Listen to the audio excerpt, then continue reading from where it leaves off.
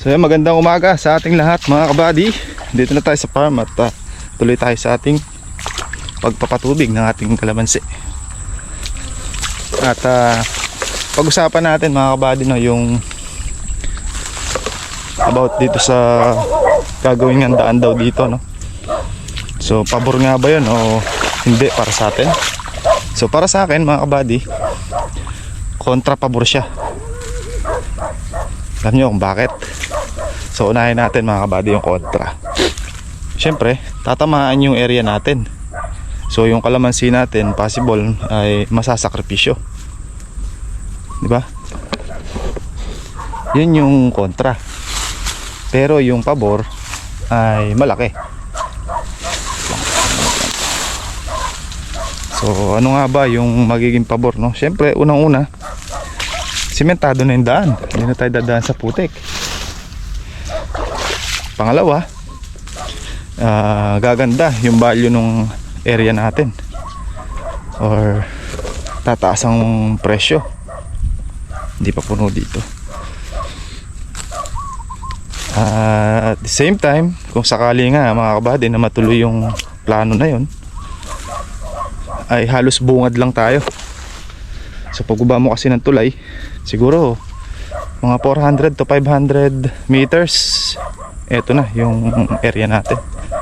So magandang opportunity din yun na kung gagawin daan nga yan, let's say sabihin natin na tatamaan dito, mahahati itong kalamansian natin dito. Yun lang yung nakakalungkot.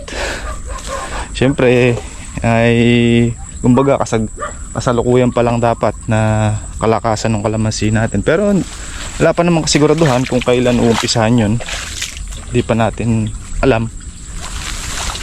So abangan na lang natin kung ano yung mangyayari. At hopefully mga kabady, na sana ay ilang tudling lang sana yung makuha. Kahit mga 5 o 6 na tudling diretso hanggang doon sa extension, ay ubra na tayo doon. Kasi kung didiretsuhin mo tong daan na to, pakita ko sa inyo mga kabady, kung ito nga yung pinaplano nilang gawin, mainam na rin.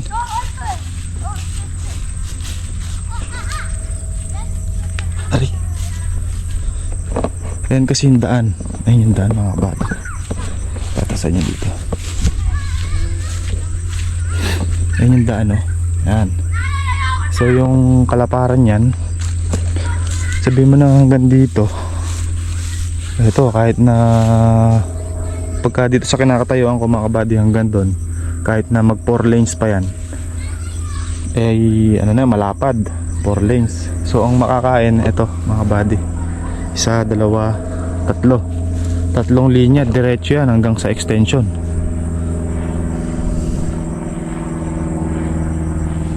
So almost siguro mga pagpalagay na natin hanggang dito 4 na tudling o 5 tudling, sabihin na natin hanggang dito yan.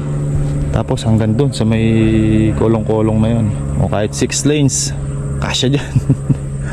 O kung hanggang dito makakain, so yun pa lang mga kabady, ang laking kabawasan na yan. Kasi 4 na linya sa tigsi 50 na lang hanggang isang diretso. So 200 na dito, 200 na puno na mawawala dito, plus yung extension pa. Siguro possible mga kulang-kulang 400 ang mauubos na puno ko sakali. Pero yun naman ay estimate lang natin kung hanggang dito. Yun yung kontra. Pero pabor, kung dyan ang daan, dadaan tayo, highway na, di ba? Tapos malaki pa yung posibilidad, pwede kang magnegosyo dyan kung sakali in the future, di ba? Hindi natin masabi. Pero para sa akin mga kabady, kahit tamaan pa yan, wala naman tayo magagawa dyan. At proyekto yan. At siguro government ganun, since may titulo naman tayo, ay obligado naman siguro na babayaran nila yung tatamaan nila. Yun mga kabady, yung kontrapabor. Manalaging oh. Manalaging. May sukulan lang. Oh, luto. Magulo ka agad oh. Kabilis.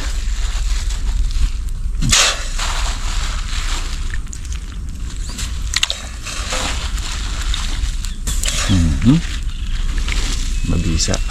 Badi oh. Yan. Badi oh. Pulsulak na oh. Tamis niyan. Tapos sahugan natin ng dahon ng ano. Ampalaya. Ampalayain ka. Let's go. Ay mga buddy, bago tayo gumawa doon sa farmhouse, kasi kasoy mo nga itong gulay. Meron pang isang linya. Nalagyan natin ng bubong. Ayan o.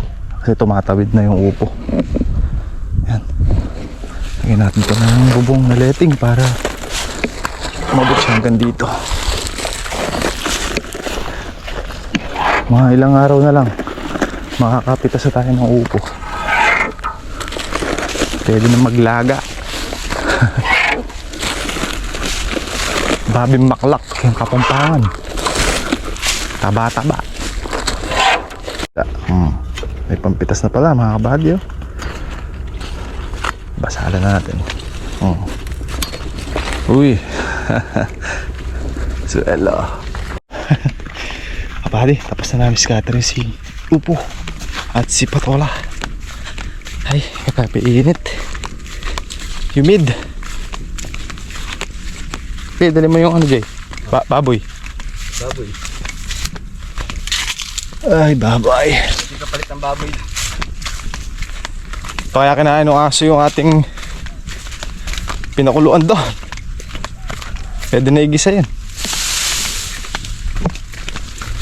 Perito yung isda, baka mabilasa. Galunggong. Pidunggo.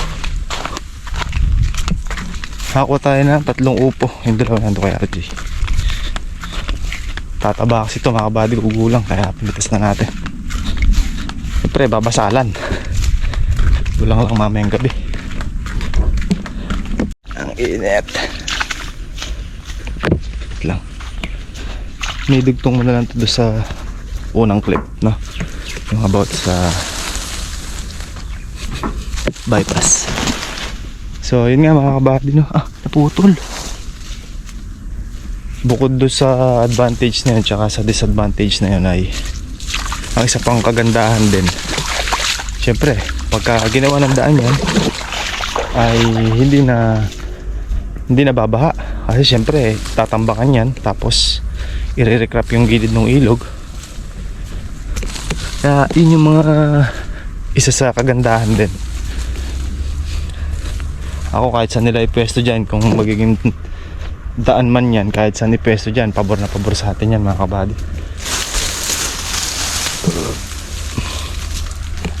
Napatid yung lona dito. Pabor na pabor.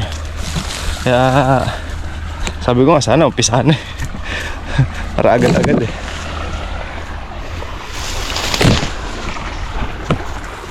Kinigisa na ni RJ yung ating ulam oh. Abisa. Abisa ba yan, Jay? Tignan na sunog na, Jay. Yan. Yun. Luto na mga kabady. No? Konting luglug lang ay. Manipis yung dahon natin. Kukunti, no? Wala eh. Ligaw pa yung iba. Kaya mo kasi lagyan upo eh. Taba pa. Taba pa. Kapatola. Pwede. Hagawa mo tayo stirap dito. Pambiga. Para matapos natin yung dun. Sa isa dito sa gilid. Let's go. Ayan yan no. Munggo. Parang baboy na may konti munggo to. Kain tayo mga kabady. Kabisa. Tsaka pritong galunggong.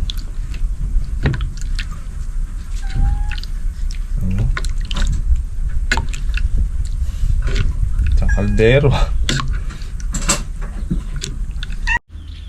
Kabady, tatali tayo na stirap dito sa taas. Isang biga pa doon sa kabilang side tapos ito ng diretso. Malatagan na natin mamaya. Nangyari lang ni RJ yung dalawang tudling na lang pala. Binuhubungan yung sitaw para libre nang gumapang yung mga sitaw natin doon. Yung una natin tanim na sitaw, may mga bunga na mga buddy. Halos ganyan nakahaba.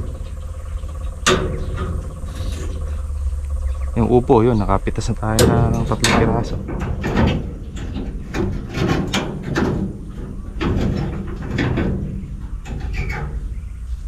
Tara natin yung tubig natin, nandun na sa dulo. Kakaon lang natin at ito, dito naman tayo ngayon. Sakaling matutuloy nga yung balance na nakabali, wala na ako makamove on dun. Overlooking natin yung pinakadaan dito pag nandito tayo sa taas. Kitang kita natin, didiretso hanggang dun. Doon kasi lulusot yun mga buddy. Yun nasabi. Kasi yan, dyan ang daan yan. Nanggilid na yan, yung may mga saging na yan mga buddy. Yan, papunta dun. Tapos dun ang tumbok mga kabady, dun sa mga kawayanan na yan. Tapos gagano na yun dun. Yung bypass daw na yun ay tagos sa Tarlac, Pangasinan. Yun ang papunta ng daan na yun mga kabady. Kaya tingnan natin. Sana umpisa na nila.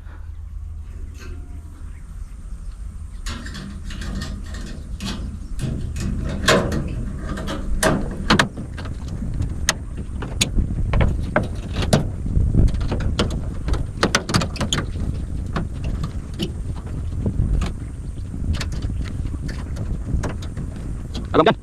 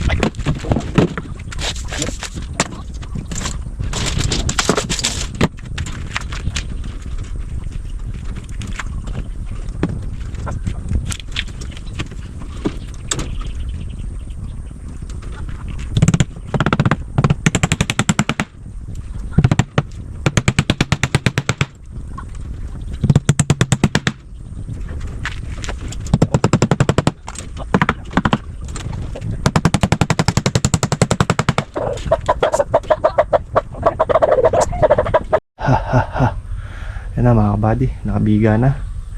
Diretso na lang dun, punta dun. Ayun na, isang pa na natin yung bakal no? Kakasa na lang natin dun. Ay, kainit, kaalisangan, humid.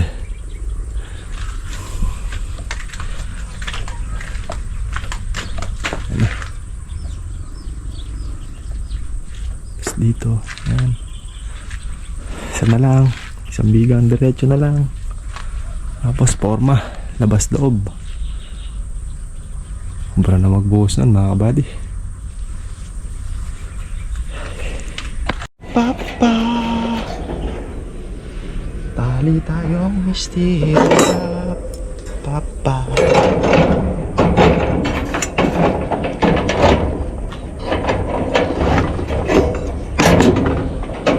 okay, kaya.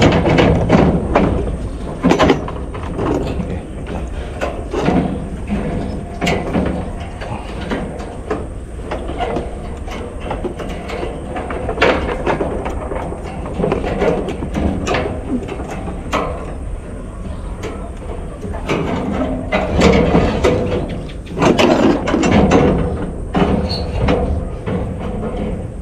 Tayo na.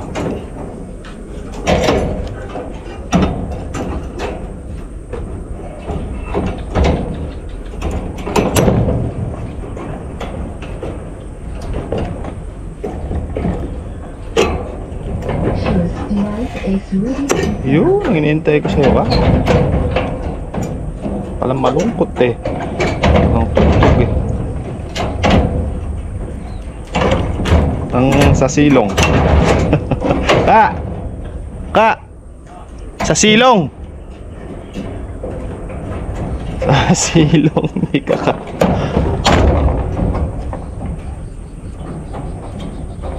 May taong nakadapa.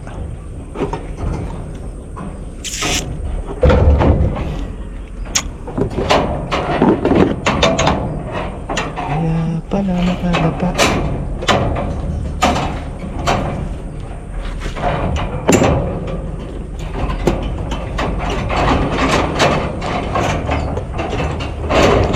Alright mga buddy.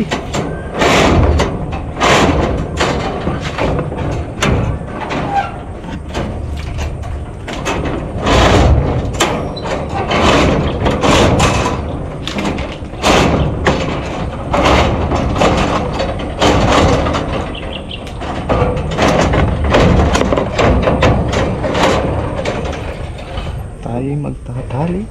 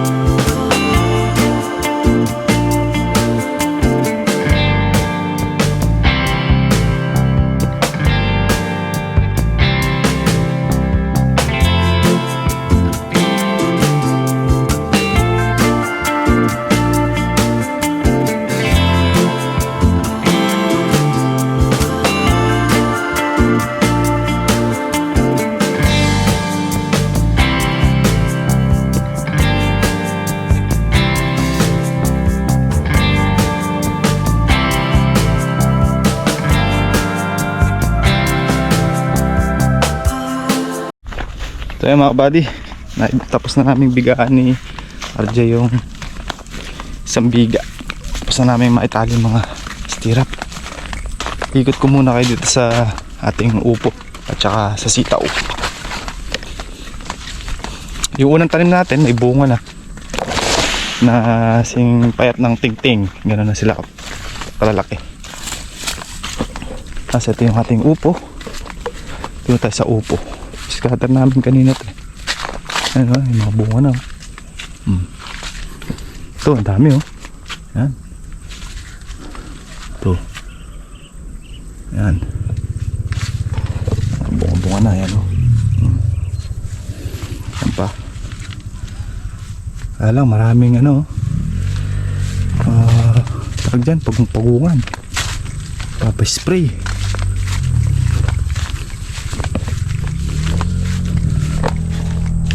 Patola natin medyo malaki-laki na rin.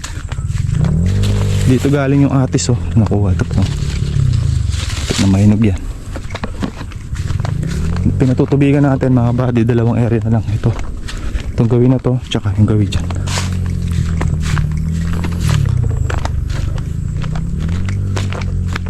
Ito na may patola natin. Napakita ko muna sa inyo. Ito yung sila kalalaki. Yaon. Oh. Yan, nandun na sa taas oh. Ayan, mga patola. Patola at upo. Ito yung unang tanim nating sitaw.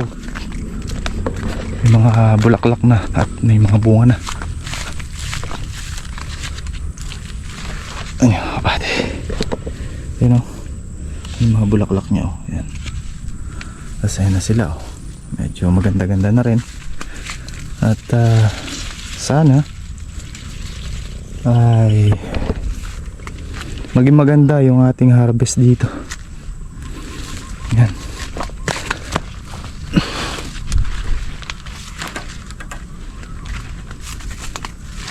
Yan mga body natin. Daming lumilipad na ano, pagong-pagungan. Gustong gusto niyan yung mga dahon ng upo.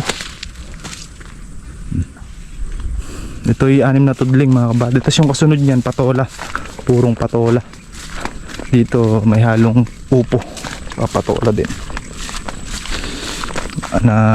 Nakantitit yung mga buto ng upo. Ayan mga kabady. 6 natin tudling. 1, 2, 3, 4, 5, 6. Tapos ito. Ayan. 4 na tudling na patola. Ayan. Ang ganda na mga kabady. 4 na tudling dyan. Yan ang tanim nating gulay. Tapos sa gawin doon yung second batch nating tanim na tawag dito, sitaw. Malalaki na rin at nasa kalagitnaan na sila. Kumuna kayo doon bago tayo umuwi. Update lang tayo dito mga kabady para makita nyo rin yung ating tanim.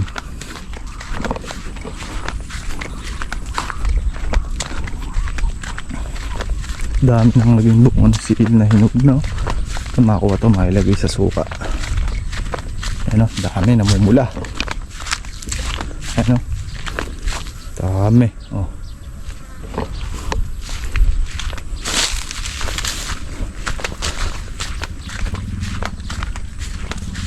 Tayo.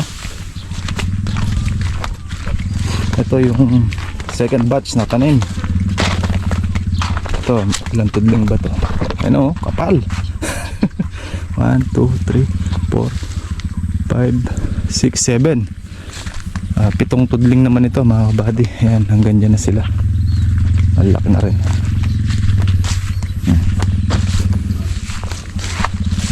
Nandito na sila. Hanggang dito. Kabila yun. So, yung iba nasa alambre na din no? So, malapit na yan. Tapos yung third batch nating sitaw mula naman dito, yan hanggang doon sa dulo. Ganito naman na sila kalalaki. Yung parang sinider, yan. Yung sila kalalaki. Halos ang dangkal na, ang laki nila. Yan o. Diba? So yun muna mga kabady. Papakita ko sa inyo yung binigahan natin.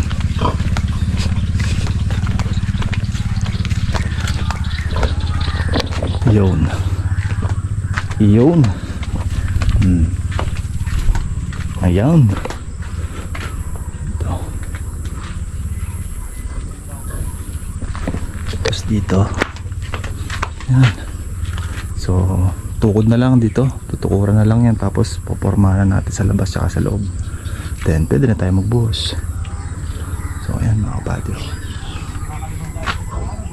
Ayan. Bila. Ayan. Makapasli na rin. Biglang lumaking tingnan nung nalagyan ng biga. Parang luwag tuloy tingnan mo.